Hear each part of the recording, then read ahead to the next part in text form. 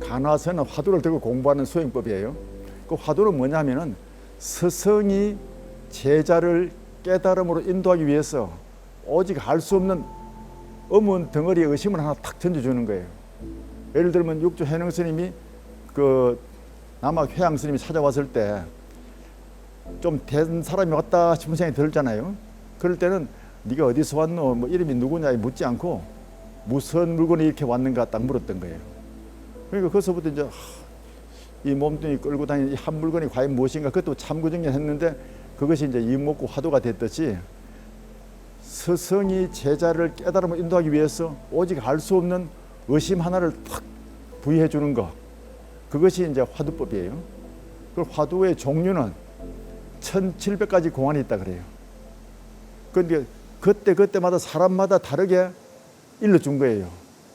그리고 화두를 전해주면은 그걸 꽉 막힌 그 문제를 풀기 위해서 오직 몰입하는 거예요.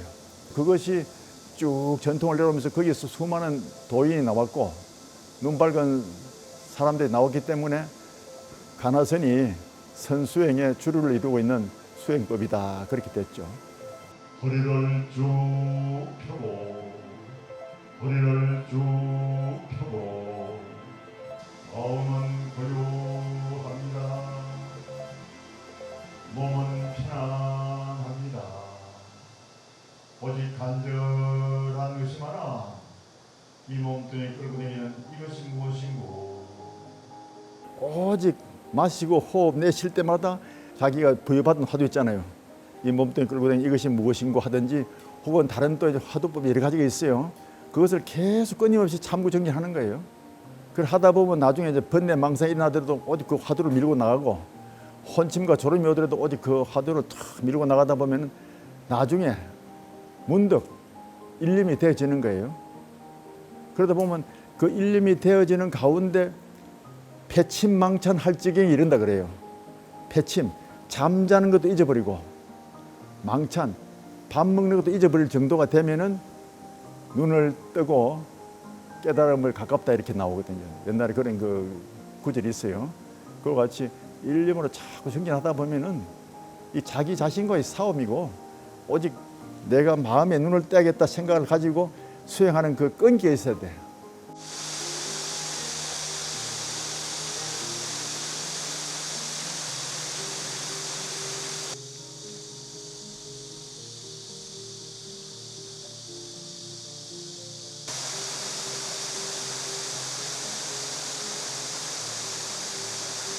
부처님의 법은 마음 닦아서 평안 얻는 거잖아요. 지금 사람들이 번뇌 망상이 많고 많이 힘들다 하잖아요. 그것을 극복하기 위해서는 수행 정진을 해가지고 우리 마음속에 번뇌를 잠재우고, 본래 우리가 마음속에는 번뇌가 없대요. 옛날부터 자성청정이라 그랬어. 우리 마음의 그 성품은 청정하다는 거지. 그 청정을 보기 위해서 우리 집중해서 쭉 들어가다 보면은 저 시냇물이 흘러올라가 바다에 도달하듯이 자기 마음의 근본 자리로 돌아간다 이거죠. 그래서 그 수행법을 쭉 하다 보면은 반드시 그 자리에 돌아가 있고, 이게 멀리서 구하는 게 아니고 자기 속에 있는 것을 발견하는 거예요.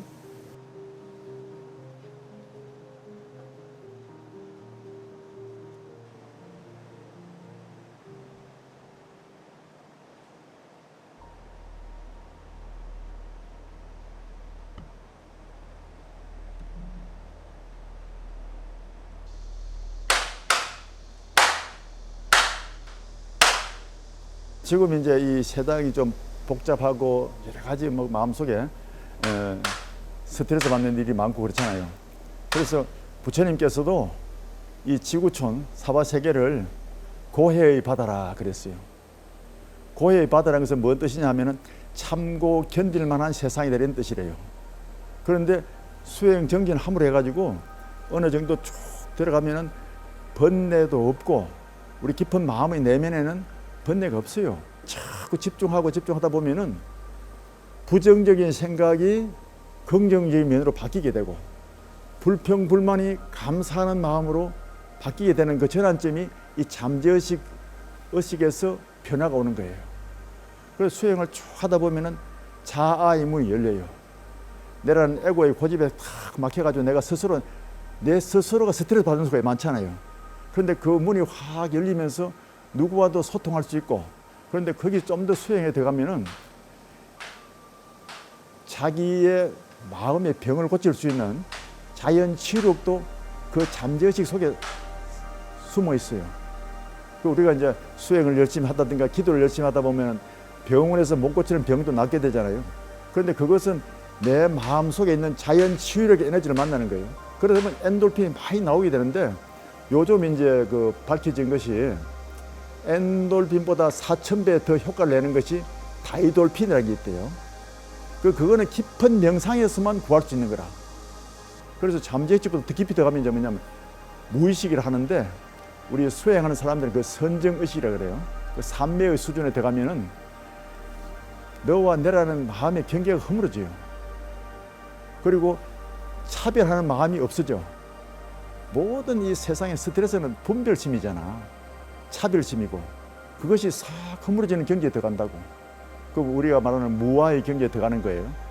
자기 스스로 마음속에 평안을 얻으려고 하면은 마음의 평화라는 것은 자기 마음을 알아야 되잖아요. 그 마음을 닦는 것은 이 종교가 다르다고 필요한 게 아니에요.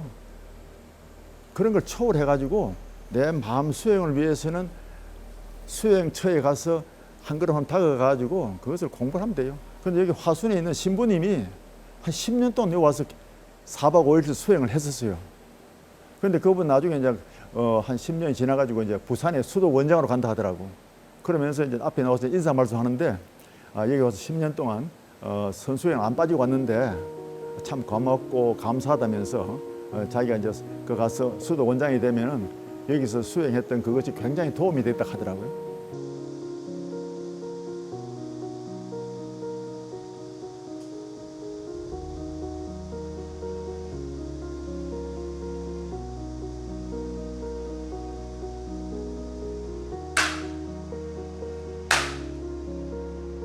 조용히 마시고 천천히 내쉬면서 이 무엇인고 이 간절한 의심 하나 말고는 아무도 없습니다. 천천히 내쉬면서 이 무엇인고 내쉴 때 이 무엇인고 하면서 긴장을 풀어주시면서 편안하게 이렇게 행공을 지어가면 심신도 청안해지고 몸도 편안해집니다. 각자 운동에 우리 바라겠습니다. 우리가 마음을 닦고 한 사람의 얘기 들어보면은 나도 그렇게 해봤고 하나부터 열까지 세우라는 것은 쉽잖아요. 근데 그것보다 좀 깊이 들어가면은 나는 지금 참선을 하겠다 혹은 집중을 하겠다는 그런 마음을 가지고 100부터 숫자를 하나까지 세어 내려오는 거 하지 않습니까? 그러면 빨리 하면 뭐 한 5분 내지 한 10분 정도 걸려요. 그런데 100층에서 1층까지 내려올 때 그 불비 100자리가 나오고 99자가 나오고 이렇게 쭉 내려오지 않습니까? 그 숫자를 마음속으로 상상하면서 1까지 쭉 내려오는 거예요. 시간이 있을 때는 호흡 하나씩 내려오면서 그리고 내려오다 중간에 틀리는 수가 있어요. 그런데 내려오다가 틀리면 거기서 다시 고치면 돼. 위로 올라가지 말고. 그렇게 해서 1까지 쭉 내려와 가지고 1이 딱 되면은 내 마음이 안정되고 좀 몰입된 상태야. 거기서부터 내가 이제 화두를 들고 공부하든지 자기가 평소에 추구하고 있는 그 어떤 공부법이 있을 거 아니에요? 그렇게 공부법으로 착 전환시키면은 굉장히 도움이 됩니다. 부처님이 8만 장경의 개성을 쉼없이 설하고 있는 장강설이다 이거예요. 그래서 저 물이 흘러가면 저 바다에 도달한다고 일러주고 있잖아요. 선방의 스님들은 꼼짝 않고 앉아있네. 참선하는 선방이라 안 더울 리 없구만은 마음이 씌어지니 몸은 절로 서늘하리 그랬습니다. 그리고 화두를 가지고 참고하는 정신이 어떤 것이냐면은 저 천길 벼랑 위에서 기와장을 떨어뜨릴 때와 같은 마음이라 그랬어. 그 기와장이 쭉 내려가는데 거기 먼지라든가 뭐 다른 뭐 이물질이 붙을 리가 없잖아요. 있는 것도 다 떨어져 나갈 정도로 속전을 내고 처음 내려갈 거 아니에요. 그지?